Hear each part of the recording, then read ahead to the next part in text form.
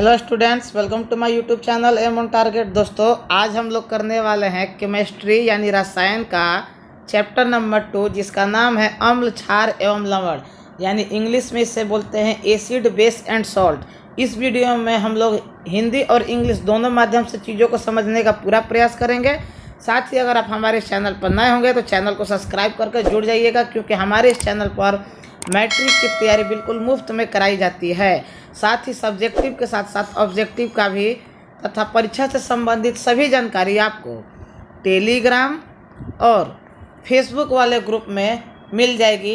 इसका link description में आपको मौजूद है। ओके, तो आइए इस चैप्टर के बारे में हम लोग पूरे विस्तार से अध्ययन करेंगे कि अम्ल क्या है, क्षार क्या है और लवण क्या है। किसी भी चीज़ को शुरू करने से पहले जब तक हम उसके बेसिक चीज़ों को नहीं जान देंगे कि ये चीज़ क्या होता है, क्या इसका गुण है, भौतिक गुण क्या है, रासायनिक गुण क्या है, इसमें क्या क्या बदलाव आते हैं, तब तक हम किसी अभिक्रिया को नहीं समझ सकते हैं। पिछले चैप्टर में हम लोगों ने रासायनिक अभिक्रिया तथा रासायनिक अभिक्रिया को कैसे संतुलित करना है, संतुलन क्या है, अभिकारक क्या है, उत्पाद क्या है, ये सब चीज़ों के बारे में लेसन नंबर 1 में हम लोगों ने पढ़ लिया था। इसका नाम था रासायनिक अभिक्रिया एवं समीकरण। वो वीडियो ऑलरेडी अपलोड है। ओके, इस चैप्टर में हम लोग अम्ल, क्षार और लवण के बारे में अध्ययन करेंगे। तो आइए इसके हम लोग चीज़ों को समझते हैं, और साथ ही आपको मैं यहाँ पे नोट भी करवाते हुए चलूँगा। तो उसको अपने नोटबुक में या जहाँ भी आप अपनी पढ़ाई करते हैं वहाँ इसको नोट करते चलेंगे। देखिए, हम जानते हैं कि अम्ल का स्वाद खट्टा होता है तथा यह नीले लिटमस पत्र को लाल कर देता है। ठीक है, कौन? अम्ल। अम्ल यानी एसिड। ठीक है, मैं समझाते हुए चलूँगा, आपको बस क्या करना है, ध्यान से सुनना है, और अगर क्लास अच्छा लगे तो लाइक भी जरूर कर देना है।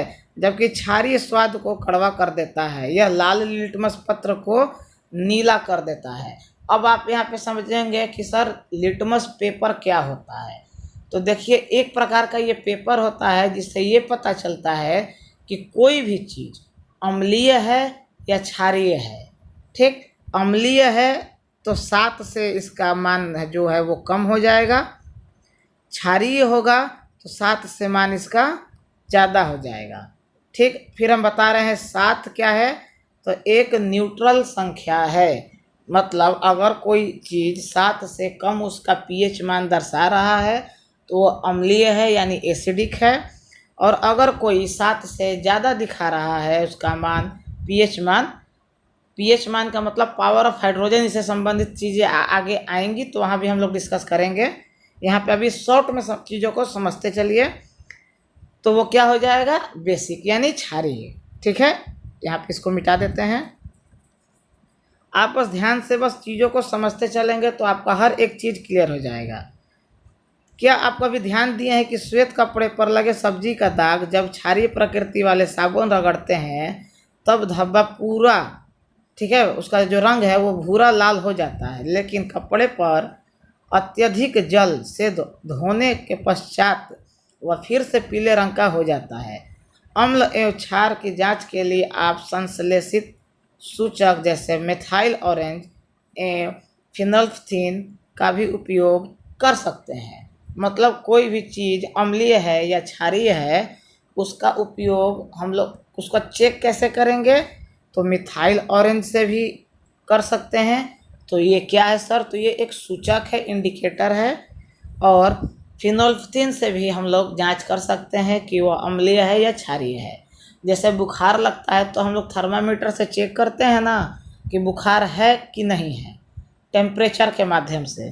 तो उसी तरह मिथाइल ऑरेंज और फिनोल्फ्थीन ये एक सूचक है कि कोई भी वस्तु अम्लीय प्रवृत्ति का है यानी एसिडिक मीडियम का है, या क्षारीय प्रवृत्ति का है यानी बेसिक मीडियम का है। ओके, इस अध्याय में हम लोग अम्ल और क्षार से संबंधित चीज़ों को एक शॉर्ट में समझ लेते हैं, ताकि आपको ये सब चीज़ पढ़ने का ज़्यादा ज़रूरत न पड़े, क्योंकि ऑलरेडी आपके पास किताब है।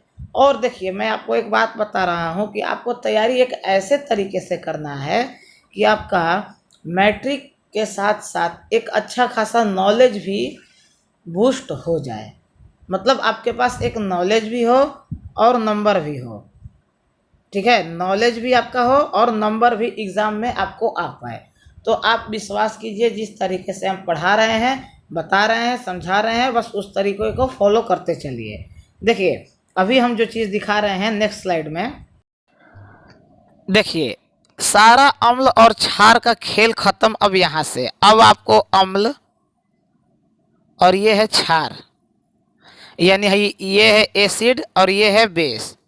अब यहाँ से आपको एसिड और बेस में परीक्षा में पूछता है आपका बिहार बोर्ड कि 2 अंतर बताइए, 3 अंतर बताइए, या पूछ दे कि एसिड किसे कहते हैं और क्षार किसे कहते हैं। तो बस आपको 2-3 अंतर याद करके जाने हैं और आराम से उसको नोट करके, इसको पहले तो कॉपी पे नोट कर लीजिएगा। देखिए अम्ल जो है वो स्वाद में खट्टा होता है, जबकि बेस स्वाद में कड़वा होता है। Acid are sour in taste और base are bitter in taste. Bitter मतलब कड़वा होता है। नीले लिटमस को लाल कर देता है, मतलब asset turns blue litmus red. ठीक है, ब्लू लिटमस को ये किस में चेंज कर देगा, तो रेड में। और ये क्या करता है, रेड को चेंज करता है ब्लू में। जलीय विलयन यानी जो सॉल्यूशन आपका होगा उसमें H+ आयन देता है, कौन, एसिड। और बेस क्या पर देता है, तो OH हाइड्रोक्साइड आयन देता है, OH+ देता है। ठीक, जलीय विलयन में विद्युत धारा प्रवाहित करता है एसिड, जबकि बेस जो है यानी क्षार जलीय विलयन में विद्युत धारा प्रवाहित नहीं करता है। ठीक है, 4 अंतर यहाँ पे आपको ध्यान रखने हैं। फिर से हम बता रहे हैं, स्वाद में ये खट्टा, ये स्वाद में कड़वा। ये नीला लिटमस पेपर को लाल करता है, तो ये लाल को नीला करता है। ये H+ आयन देता है, ये OH+ आयन देता है। ये विद्युत प्रवाहित करता है और ये विद्युत प्रवाहित नहीं करता है। ये हम अपने से आपको प्रोवाइड कर रहे हैं, अभी हम मिटा रहे हैं इसको। आराम से स्क्रीनशॉट लेना चाहते हैं तो आप स्क्रीनशॉट लीजिए, या नोट करना चाहते हैं तो नोट कर लीजिए। यहाँ पे हम फिर से, ये एसिड है, ये बेस है। एसिड मतलब अम्ल, बेस मतलब क्षार। चलिए अब आते हैं हम लोग फिर से अपने किताब पे। चलिए फिर से हम लोग वहीं पे आ गए जहाँ से समझ रहे थे। देखिए हम जिस तरीके से पढ़ा रहे हैं, आप लोग विश्वास करके बस पढ़ाई करते चलिए। देखिए यहाँ पे जो बॉक्स में दिया हुआ है वो बहुत इंपॉर्टेंट है कि लिटमस जो पेपर है आपका, यहाँ पे मैं कलर चेंज कर ले रहा हूँ थोड़ा सा। लिटमस विलियम बैगनी रंग का रंजक होता है जो थैलोफाइटा समूह के लाइकेन पौधे से निकाला जाता है। ठीक है, किस पौधे से निकाला जाता है, तो लाइकेन नाम के पौधे से निकाला जाता है। और यह किस समूह का होता है, तो थैलोफाइटा, ब्रायोफाइटा, टेरिडोफाइटा, आप लोग पढ़े होंगे क्लास 9 में, तो उसी का ये समूह है। इसी सूचक की तरह उपयोग किया जाता है, किसे, लिटमस जो है वो लाइकेन से निकाला जाता है, लाइकेन नाम के पौधे से, और इसे सूचक के तरह यानी इंडिकेटर के तरह उपयोग किया जाता है। लिटमस विलियन न तो अम्लीय होता है न ही क्षारीय, तब यह बैगनी रंग का होता है। मतलब अगर न ही वो एसिडिक हो न ही वो बेसिक हो, यानी 7 बताए थे, ना ये 7 से प्लस हो ना ये 7 से माइनस हो, यानी 7 हो, तो इसका रंग जो है वो बैगनी रंग का होता है। बहुत सारे प्राकृतिक पदार्थ जैसे लाल पत्ता, गोभी, हल्दी, हाइड्रोजीनिया, प्रोटेनिया, जेरेनियम जैसे कई फूलों का रंग पंखुड़ी की सिविलियन में अम्ल एवं क्षार की उपस्थिति को सूचित करते हैं। इससे इन्हें अम्ल क्षार सूचक या कभी कभी केवल सूचक कहते हैं। मतलब जिस भी चीज़ से ये पता चले कि किसी चीज़ का प्रवृत्ति अम्लीय है या क्षारीय है, उसे क्या बोलेंगे, सूचक बोलेंगे, यानी इंडिकेटर बोलेंगे। आइए नेक्स्ट पेज पे चलते हैं, जो इम्पोर्टेंट है उसको हम देख लेते हैं। अम्ल एवं क्षार के रासायनिक गुण। अब तो जो पीछे हम बताए थे वो था कौन, भौतिक गुण। अब आपका टॉपिक आ गया रासायनिक गुण। तो आइए रासायनिक गुण को इतने शानदार तरीके से हम आपको अभी बता रहे हैं कि आपका टोटल चीज़ कवर हो जाएगा। और इस चीज़ को नोट कर लीजिएगा, फिर हम आपको ले चलते हैं दूसरे स्लाइड पे। अब यहाँ पे आपको ध्यान से चीज़ों को समझ लेना है, और यहाँ पे आपका सारा का सारा दुख एक ही इस स्लाइड में ख़त्म हो जाएगा कि अम्ल है, अम्ल की अभिक्रिया। तो किस प्रकार की अभिक्रिया? तो रासायनिक अभिक्रिया। ठीक, ज़्यादा से ज़्यादा चीज़ों को मैं फिर आपसे रिक्वेस्ट कर रहा हूँ कि शेयर कीजिए। इस तरीके से आप लोगों के लिए शायद ही कोई मेहनत कर रहा होगा। एक एक चीज़ देखिए कितने शानदार तरीके से हम आपके लिए लाए हैं बना के। एक तो अपना पढ़ाई और साथ में आप लोग एक ज़बरदस्ती करते हैं, सर हिंदी भी पढ़ा दीजिए। अरे यार, हिंदी में कहानी पढ़ना है तुमको, उसका ऑब्जेक्टिव हम करवा रहे हैं। इंग्लिश में तुमको हम लेटर लिखना सिखाएंगे, ट्रांसलेशन का प्रैक्टिस करवाएंगे, ज़्यादा से ज़्यादा वॉइस का भी प्रैक्टिस करवाएंगे। तो जो चीज़ तुम कर सकते हो वो तो कम से कम करो, तो उसमें भी आप लोग लापरवाही करते हैं। आइए, अम्ल अगर धातु, धातु यानी मेटल्स, ठीक, इंग्लिश में कार्बोनेट के साथ अगर अभिक्रिया करता है तो लवण यानी सॉल्ट, कार्बन डाइऑक्साइड और हाइड्रोजन H2O जो है वो यानी पानी का सूत्र, ठीक, पानी का सूत्र क्या होता है? H2O अभिक्रिया करने के बाद उत्पाद के रूप में यानी प्रोडक्ट के रूप में निष्कासित करता है। ठीक, अब जो है अम्ल धातु के साथ अगर केवल अभिक्रिया कर रहा है तो लवण प्लस जल, ठीक, बनाएगा। ठीक है, सॉरी, जल नहीं, H2 हाइड्रोजन गैस रिलीज करेगा। अगर अम्ल धातु हाइड्रोजन कार्बोनेट के साथ अगर अभिक्रिया कर रहा है तो लवण कार्बन डाइऑक्साइड और हाइड्रोजन गैस बनाएगा। नोट कर लीजिएगा, इतना शानदार तरीके से कहीं नहीं मिलेगा। अगर अम्ल धातु के ऑक्साइड के साथ अभिक्रिया कर रहा है यानी मेटल के ऑक्साइड के साथ अभिक्रिया कर रहा है तो लवण यानी सॉल्ट प्लस जल, जल यानी H2O बनाएगा। उसके बाद अगर अम्ल क्षार के साथ अभिक्रिया कर रहा है यानी एसिड प्लस बेस, अभिक्रिया करने के पास बनते हैं लवण प्लस जल यानी सॉल्ट प्लस वाटर। तुरंत इसका स्क्रीनशॉट लीजिए जल्दी से, इतना अच्छे से। अब यही चीज़ को आपको NCERT में बताया गया है। अगर आप यहाँ पे चीज़ों को समझ जाएंगे तो वहाँ पे आपको और आसान होगा। जल्दी से स्क्रीनशॉट लेके अपने कॉपी में, नोट्स में, जहाँ भी अगर आप लोग पढ़ाई करते हैं वहाँ पे इसको नोट कर लीजिएगा कि अगर अम्ल है धातु के कार्बोनेट के साथ अभिक्रिया करता है तो ये बनाता है, धातु के साथ अगर अभिक्रिया करता है तो ये बनाता है, धातु के हाइड्रोजन कार्बोनेट के साथ अगर अभिक्रिया करता है तो ये बनाता है, धातु के ऑक्साइड के साथ अभिक्रिया करता है तो ये बनाता है, और अगर क्षार के साथ यानी बेस के साथ अभिक्रिया करता है यानी रिएक्शन करता है तो ये बनाता है। ठीक, चलिए अब आते हैं इसके दूसरे पहलू पे, क्षार की अभिक्रिया। अभी पिछले स्लाइड में हम लोगों ने क्या देखा था? अम्ल, अम्ल यानी एसिड की अभिक्रिया। अब हम लोग देखेंगे बेस यानी क्षार की अभिक्रिया। ये किस प्रकार की अभिक्रिया है? तो रासायनिक अभिक्रिया है।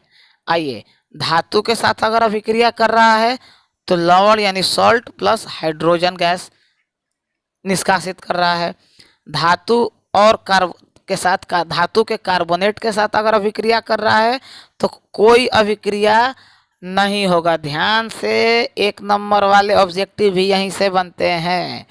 अगर धातु के हाइड्रोजन के कार्बोनेट के साथ अभिक्रिया कर रहा है तो भी कोई अभिक्रिया नहीं होगा, मतलब कोई भी उत्पाद यानी प्रोडक्ट नहीं बनेगा। यहाँ पे एक ट्रिक हम आपको बताएंगे, याद रखिएगा।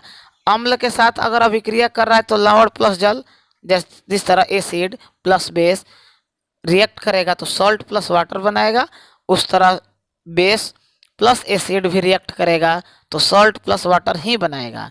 अधातु यानी नॉन मेटल के ऑक्साइड के साथ भी अगर करता है तो सॉल्ट बनाएगा और वाटर ना बना के केवल हाइड्रोजन गैस ही बनाएगा। अब यहाँ पे एक लाल कलर से नोट कर लीजिए, पहले हम मिटा दे रहे हैं कि कोई भी कार्बोनेट के साथ ये अभिक्रिया करने पे प्रोडक्ट कुछ नहीं बना रहा है। कौन? बेस यानी क्षार। ठीक, अभिक्रिया करने पे कोई भी चीज़ नहीं बन रहा है, याद रखिए, केवल कार्बोनेट के साथ, बाकी सब चीज़ों के साथ बन रहा है। ओके, अब आते हैं फिर से हम लोग अपने NCERT के पेज पे। चलिए फिर से हम लोग आ गए अपने पेज पे, और थोड़ा सा मेरा आवाज़ भारी आज लग रहा है क्योंकि कुछ प्रॉब्लम हो आ चुका है गले में, तो थोड़ा सा आप लोग मैनेज कर लीजिएगा। बाकी मैं अपने तरफ से पूरा 100% देने का प्रयास कर रहा हूँ। अब आते हैं नीचे स्लाइड पे। ये क्रियाकलाप आपको पढ़ना है नहीं, बिना मतलब का टाइम पास होगा। मैंने एकदम निचोड़ अम्ल क्षार का दोनों का अंतर भी बता दिया, और उसका भौतिक गुण था और रासायनिक गुण दोनों बता दिया। अब यहाँ पे आपको बस ध्यान देना है कि कुछ ऐसे पदार्थ जिन्हें गंध अम्लीय या क्षारीय माध्यम से भिन्न हो जाती है, उसे गंधीय सूचक कहते हैं।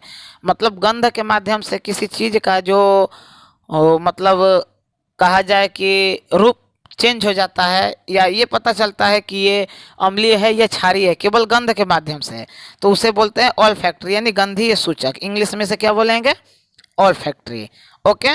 रंग में परिवर्तन भी हो जाता है, याद रखिएगा। जैसे आप सबसे बेस्ट एग्जांपल लीजिए कि जैसे कुछ खाना वाना रखते हैं हम लोग प्लास्टिक में, और प्लास्टिक के वजह से उसमें कुछ रंग चेंज हो जाता है। ट्रेन व्रेन में अगर आप सफ़र करते हैं तो ये चीज़ ज़्यादा आपके साथ होगा। अब आइए नीचे वाले स्लाइड पे देखते हैं क्रियाकलाप। आपको एक्सपेरिमेंट अगर आपका मन हो तो आप पढ़ लीजिएगा, लेकिन मेरे हिसाब से ये इम्पोर्टेंट है नहीं। जहाँ इम्पोर्टेंट होगा हम आपको खुद करवाएंगे। अब देखिए, अब आपको पता है कि अम्ल और क्षार के साथ कैसी अभिक्रिया करते हैं, मतलब कैसे अभिक्रिया करते हैं। अभी हम आपको पीछे बताए हैं, अम्ल के साथ अभिक्रिया करने पे धातु के साथ अभिक्रिया करेगा तो क्या होगा, धातु के ऑक्साइड के साथ अभिक्रिया करेगा तो क्या होगा। साथ ही आपको क्षार का भी मैंने बताया है। बस उसी चीज़ को आपके एनसीईआरटी में देखिए कैसे दिया हुआ है। देखिए ये क्रियाकलाप है, और इसी के आधार पे आपको ये देखिए ये सब चित्र के माध्यम से समझाया है। हमको जहाँ पे समझाना है वो ये है कि अगर अम्ल धातु के साथ अभिक्रिया करता है तो लवण और हाइड्रोजन गैस बनाता है। ठीक, यहाँ पे आपको नोट करना है क्या, देखिए यहाँ पे अंडरलाइन कीजिए कि धातु अम्लों से हाइड्रोजन परमाणु का हाइड्रोजन गैस के रूप में विस्थापित करती है और यह यौगिक बनाती है, जिसे लवण कहते हैं, यानी सॉल्ट, नमक वाला। ठीक, अब आप बोलेंगे सर कौन नमक, खाने वाला, तो इस पे भी आधारित हम लोग आगे बात करेंगे। ये पार्ट 1 है, आपको पता ही है, थंबनेल में आप लोग पढ़ ही लिए होंगे। यहाँ पे आपको बस हम ये बता रहे हैं कि आपको किस तरह से क्या क्या समझते हुए आगे बढ़ना है। अगर अम्ल धातु के साथ यानी मेटल के साथ अगर एसिड रिएक्ट करता है तो क्या बनाएगा, salt plus H2 gas release करेगा। ठीक, पीछे हम बताए हैं वही चीज़ यहाँ पे दिया हुआ है। ठीक, अब आइए नीचे। जैसे देखिए सॉल्ट NaOH Zn से अभिक्रिया करा तो Na2ZnO2 प्लस हाइड्रोजन गैस यहाँ पे रिलीज किया। ये इसका क्या हो गया, ये एग्जाम्पल हो गया। ठीक, एग्जाम्पल आप लोग नोट कर सकते हैं उसके नीचे कि जब अम्ल धातु के साथ अभिक्रिया करता है तो अम्ल प्लस धातु अभिक्रिया कर रहा है तो क्या बन रहा है, अभिक्रिया करने के बाद लवण प्लस हाइड्रोजन गैस। उसी के नीचे लिख दीजिए यहाँ पे एग्जाम्पल। एग्जाम्पल में ये वाला डाल दीजिए, आराम से एकदम जिंदाबाद वाला काम कर दीजिए। अब आइए, धातु कार्बोनेट तथा धातु हाइड्रोजन कार्बोनेट के साथ अगर अभिक्रिया करता है तो क्या बनाता है। तो यही चीज़ हम वहाँ पे भी समझाए हैं, लेकिन आप लोगों को विश्वास ही नहीं होगा। तो देखिए भाई, विश्वास कर लीजिए। Na2CO3 दोनों में से कोई एक एग्जाम्पल ही लिख लीजिएगा यहाँ पे, दोनों में से कोई एक। ठीक, स्लाइड चेंज करते हैं। देखिए जैसे मैं कार्बन डाइऑक्साइड गैस को चूने के पानी से अगर प्रवाहित करते हैं तो चूना का पानी एक प्रकार का श्वेत अवक्षेप यानी वाइट प्रेसिपिटेट को अवक्षेप करता है, जो CaCO3। ये किसका सूत्र है, तो ये संगमरमर का भी सूत्र है। ठीक है, संगमरमर का भी सूत्र होता है कैल्शियम कार्बोनेट। और H2O यानी पानी यानी जल, जिसे आप वाटर बोलते हैं, वाटर का सूत्र है ये। ओके, क्लियर हो गया एकदम। इसको पढ़िए या ना पढ़िए, जो हम पीछे स्लाइड दिखाए हैं वो आपका निचोड़ हम वहीं पे आपको करवा दिए, लेकिन फिर भी मेरा काम है हर चीज़ को पढ़ के बताना। चूना पत्थर खड़िया और संगमरमर कार्बोनेट के विविध रूप हैं। सभी धातु कार्बोनेट और हाइड्रोजन कार्बोनेट अम्ल के साथ अभिक्रिया करके संगत लवण कार्बन डाइऑक्साइड और जल बनाते हैं। मतलब अभिक्रिया करने के बाद क्या बनेगा? लवण। यहाँ पे देखिए, यही चीज वहाँ पे नोट करवाए हैं। ठीक, यहाँ पे लाल कलर से हम इंडिकेट कर रहे हैं, यही चीज अंडरलाइन करवाए हैं ना वहाँ पे। धातु जब कार्बोनेट और हाइड्रोजन कार्बोनेट के अम्ल के साथ अभिक्रिया कर रहा है, मतलब अम्ल जो है यानी एसिड है, जब मेटल के साथ उसके कार्बोनेट और हाइड्रोजन कार्बोनेट या बाइकार्बोनेट के साथ अभिक्रिया कर रहा है तो क्या क्या होगा? लवण, कार्बन डाइऑक्साइड और जल की उत्पत्ति होगी। यानी प्रोडक्ट के रूप में क्या क्या आएगा? लवण, कार्बन डाइऑक्साइड और जल यानी H2O। अब अगला टॉपिक है कि अम्ल और क्षार परस्पर कैसे अभिक्रिया करते हैं। ये परख नली में एक्सपेरिमेंट है, बिना मतलब का पागल नहीं होना है।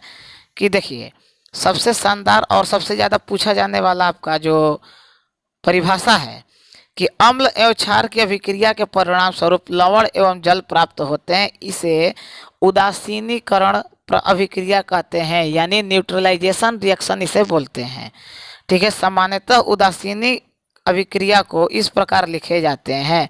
मतलब अगर अम्ल क्षार के साथ अभिक्रिया करता है तो यही चीज़ हम वहाँ भी नोट करवाए हैं कि लवण प्लस जल यानी सॉल्ट प्लस वाटर बनता है।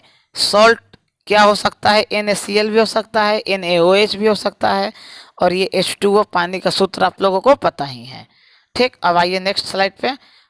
धात्विक के ऑक्साइड के साथ अगर अभिक्रिया करता है तो क्या होता है? देखिए, हम पहले ही वहाँ पे दे चुके हैं, लेकिन आप लोगों के भरोसे के लिए कि हाँ हम सही बता रहे हैं कि नहीं, इसलिए यहाँ पे हम एक हर चीज़ दिखा रहे हैं। देखिए, विलयन का रंग नीला हरित हो जाएगा एवं कॉपर ऑक्साइड घुल जाता है। विलयन का रंग नीला हरित रंग अभिक्रिया में कॉपर के क्लोराइड के बनने के कारण होता है। धातु के ऑक्साइड यानी मेटल के ऑक्साइड का मतलब जिसमें ऑक्सीजन की उपस्थिति में अभिक्रिया हो रही है, एवं अम्ल के बीच होने वाले सामान्य अभिक्रिया को इस प्रकार लिखते हैं। मतलब अम्ल है और धातु का ऑक्साइड है, जब ये दोनों अभिक्रिया करते हैं तो लवण प्लस जल यानी सॉल्ट प्लस वाटर बनता है अभिक्रिया करने के बाद। ठीक है, ध्यान रखिएगा। आइए अगला, क्षार के साथ अधात्विक ऑक्साइड की अभिक्रिया। अभी तक हम लोगों ने किसका पढ़ा? अम्ल का। अब हम लोग किसका पढ़ेंगे? क्षार का यानी बेस का। ठीक, और इसके बाद अगर आपको कोई भी समस्या हो आप कमेंट में बताइएगा। लेकिन हम एक बार फिर बोल रहे हैं कि जो स्लाइड हम आपको दिखाए हैं वो हम टेलीग्राम ग्रुप में भी भेज देंगे। ठीक, आराम से भेज देंगे, उसको निश्चिंत होकर आप लोग एक बार अपने कॉपी में नोट करके याद कर लीजिएगा, उसके बाद आपको कोई समस्या ही नहीं होगा। फिर से हम बोल रहे हैं, थोड़ा चैनल के लिंक को शेयर कीजिए। इतना अच्छे से एक एक चीज़ आप लोगों के लिए हम मेहनत कर रहे हैं, शायद ही कोई करेगा। और रिक्वेस्ट है मेरा कि उन लड़कों तक ज़रूर पहुंचाइए जो किसी कारणवश या पैसे के अभाव में या किसी भी कारण पढ़ाई नहीं कर पा रहे हैं। ठीक, अब आते हैं हम लोग यहाँ पे प्रश्न उत्तर जब हम सब्जेक्टिव करवाएंगे तो वहाँ पे आपको गेस करके बताएंगे। देखिए, यहाँ पे जो सबसे ज़्यादा इम्पोर्टेंट चीज़ है वो ये है कि अगर क्षार किसी चीज़ के साथ अभिक्रिया कर रहा है, देखिए ये सब इतना इम्पोर्टेंट नहीं है, जहाँ इम्पोर्टेंट है हम आपको बता रहे हैं कि जलीय विलयन में अम्ल या क्षार का क्या होता है। कौन? जलीय विलयन में, विलयन यानी सॉल्यूशन में अम्ल है या क्षार है तो उसका क्या होता है? तो वही होता है जो मंजूरे खुदा होता है। ठीक, देखिए मेरा गला कितना भारी होते जा रहा है बोलते बोलते, लेकिन फिर भी हम आप लोगों के लिए प्रयास करते जा रहे हैं ताकि आप लोग एक स्मार्ट स्टडी कर पाएँ। देखिए, मेहनत सब लोग कर रहे हैं, लेकिन अच्छा नंबर किसी किसी का ही क्यों आता है? क्योंकि वो एक सही दिशा में तैयारी करता है। सही दिशा में तैयारी का मतलब वो चीज़ पढ़ो जहाँ से तुम्हारा काम बेहतर हो सके। नहीं तो विद्वान बनने के लिए तो पूरा उम्र बाकी है बनना विद्वान। ऐसा थोड़ी है एनसीईआरटी पढ़ा रहे हैं, एनसीईआरटी कहीं नहीं पढ़ाया जाता है। क्यों? क्योंकि ये इतना कॉम्प्लिकेटेड लिखता है। सबसे ज़्यादा भारती भवन लोग पढ़ाते हैं, हम भी अपने कोचिंग में भारती भवन पढ़ाते हैं, लेकिन एनसीईआरटी के टॉपिक को मिलाते हुए पढ़ाते हैं कि हाँ एनसीईआरटी में ये टॉपिक है, इसमें ये टॉपिक है, कोई छूटना नहीं चाहिए। आइए, जल की उपस्थिति में HCl यानी हाइड्रोक्लोरिक एसिड में हाइड्रोजन आयन उत्पन्न होता है। जल की अनुपस्थिति में HCl में H+ आयन पृथक नहीं हो सकता है, और ये इसका क्या है? इक्वेशन है, यानी समीकरण है। ठीक, ये सब समीकरण है जो उतना इम्पोर्टेंट नहीं है। क्षार में हाइड्रोक्साइड आयन उत्पन्न करते हैं। जल में घुलनशील क्षारक को क्षार कहते हैं। मतलब जो जल में घुल जाए बेसिक मीडियम, उसे क्या बोलेंगे? उसे बोलेंगे बेस, यानी क्षार। एक लड़का हम लोग क्लास में सार बोल दिया था। आइए, यहाँ पे इम्पोर्टेंट ये है कि सभी क्षारक जल में घुलनशील नहीं होते हैं। जल में घुलनशील क्षारक को क्षार कहते हैं। मतलब जितने भी सॉल्यूशन में घुलनशील होंगे उन्हें क्या बोलेंगे? बेस। लेकिन सब नहीं होते हैं, ध्यान रखिएगा। अब यहाँ पे दिया है कि ये स्वाद में कड़वा होता है, साबुन की तरह होता है, प्राकृतिक संक्षारक होता है। तो ऑलरेडी हम आपको स्लाइड में दिखा दिए हैं कि अम्ल का क्या भौतिक गुण है, क्षार का क्या भौतिक गुण है। बस वहीं से याद कर लीजिए, बिना मतलब का पगला कह रहे हैं। जहाँ बोल रहे हैं याद करने का वहाँ कीजिए। अब ये आप एक्सपेरिमेंट याद करके क्या कीजिएगा? आएगा कभी परीक्षा में?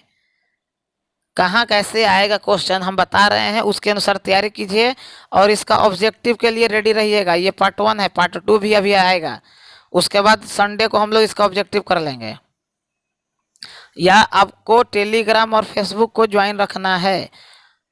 कब कौन सा क्लास होगा, कैसे होगा, हम आपको वहीं पे इंडिकेट कर देंगे। अब आइए, यहाँ पे जल में अम्ल या क्षार मिलने पर आयन की सांद्रता यानी कंसंट्रेशन ऑफ वाटर में प्रति इकाई आयतन में कमी आती है। याद रखिएगा ऑब्जेक्टिव यहाँ पे। इस प्रकार प्रक्रिया को तनुकरण कहते हैं एवं अम्ल या क्षार तनुकृत होते हैं। इसको नोट कर लीजिए, ये ऑब्जेक्टिव भी है और यहाँ से एक परिभाषा भी बन रहा है। क्या बन रहा है? परिभाषा। हम आपको 3 जो स्लाइड दिखाए हैं वो पार्ट 1 आज जो आपका चैप्टर है उसका निचोड़ है, निचोड़। अगर वो कर लिए अच्छे से तो आपका काम तमाम। काम तमाम मतलब आपका पढ़ाई का काम तमाम। ये सब क्वेश्चन आंसर है, आपको करना है कि नहीं करना है देख लीजिएगा। लेकिन हम फिर से बोल रहे हैं कि हम सब्जेक्टिव जब करवाएंगे तो वहाँ क्वेश्चन आंसर गेस करवाएंगे, उससे एक भी बाहर क्वेश्चन नहीं आएगा, बस भरोसा कीजिए। इसके बाद भी अगर डाउट है आपके मन में तो यार अब हम नहीं जानते, तुमको जो करना है करो।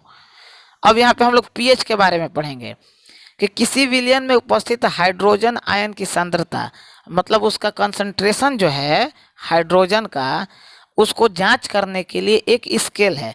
जैसे हम लोग दूरी को नापते हैं किसी चीज़ में, पानी के धारा को नापते हैं, स्पीड को किसी चीज़ से नापते हैं, दूरी को नापते हैं, हर चीज को नापने का एक इकाई होता है। उसी तरह हाइड्रोजन आयन की सांद्रता नापने के लिए भी एक स्केल है जिसका नाम है पीएच स्केल।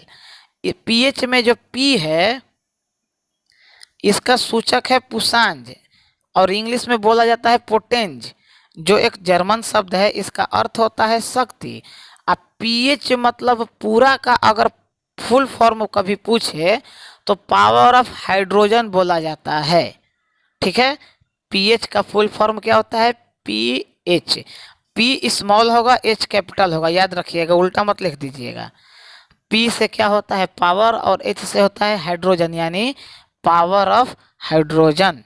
आइए नेक्स्ट स्लाइड में इसके बारे में हम लोग पढ़ते हैं कि अधिक अम्लीय से 14, मतलब कुल मिला के हम आपको यहाँ पे एक चीज समझा रहे हैं, समझिएगा कि देखिए ये पीएच स्केल है, ये है 7, यहाँ पे उदासीन। 7 से ज़्यादा अगर हुआ तो बढ़ती हुई क्षारीय प्रकृति मतलब बेसिक मीडियम को ये दर्शाता है।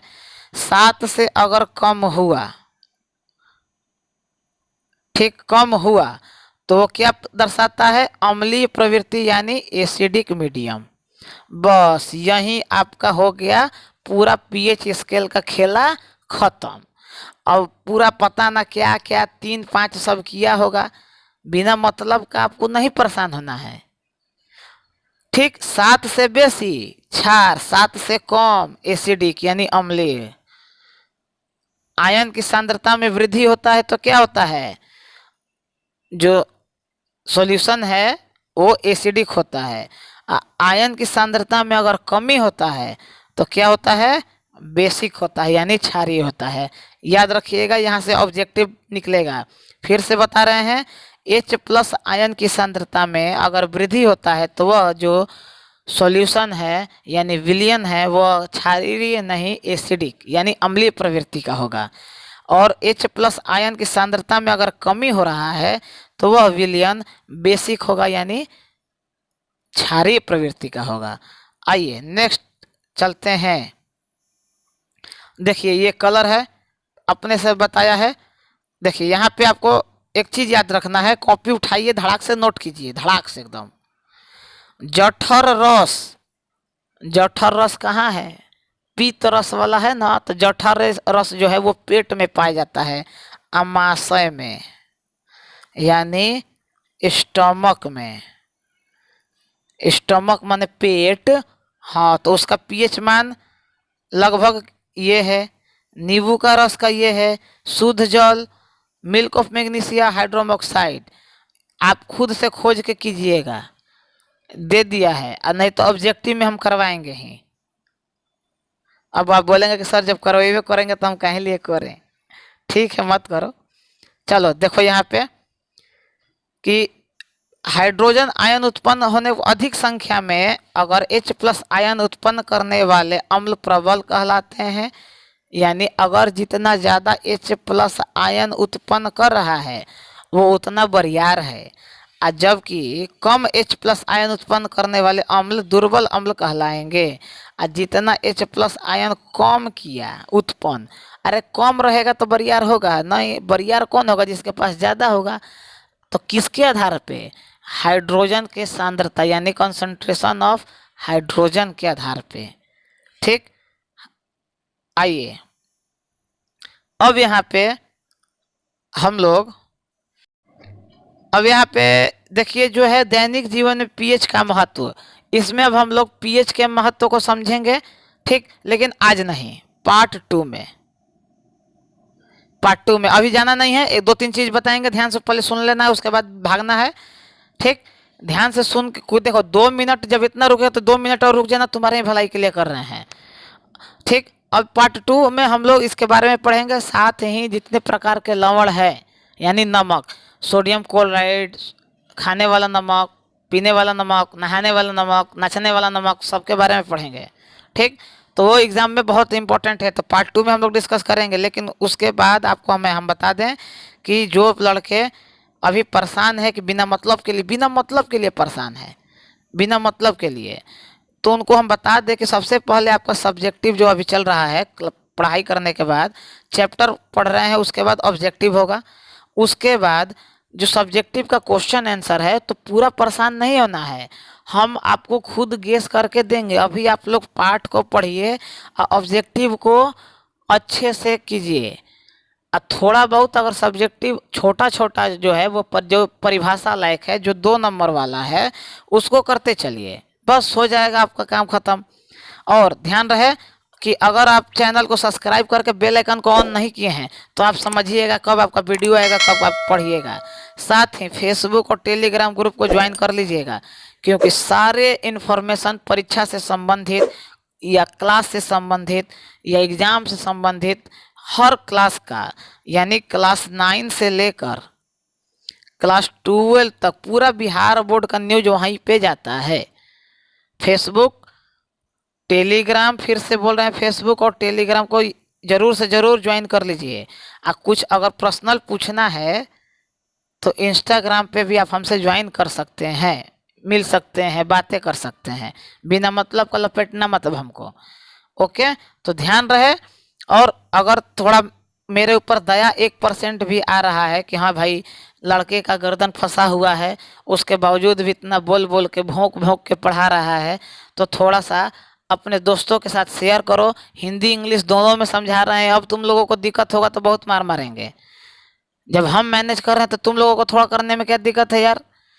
तो शेयर करो, सब्सक्राइब करो, और क्लास अच्छा लगे तो मारो ठोको लाइक दबा के। मिलते हैं नेक्स्ट वीडियो में, तब तक के लिए जय हिंद जय भारत।